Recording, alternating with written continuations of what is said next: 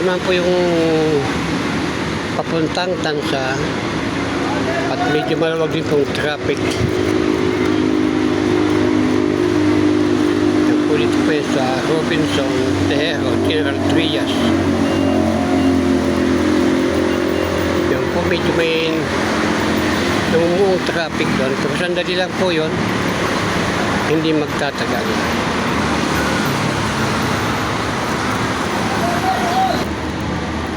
Ito naman po yung ginagawang Shell Residence ng SMDC dito pa rin sa tapat ng Tejero, Robinson. Yan po. Yan po, may mga building na. Yan po ginagawa nilang napakalalim na drainage. Ayan po, kita nyo.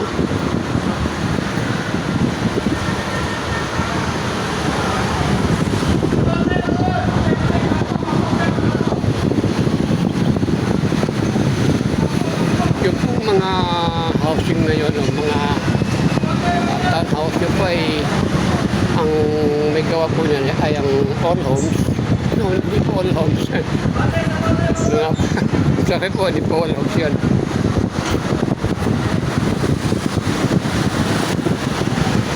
Ayan po, ganyang train sila.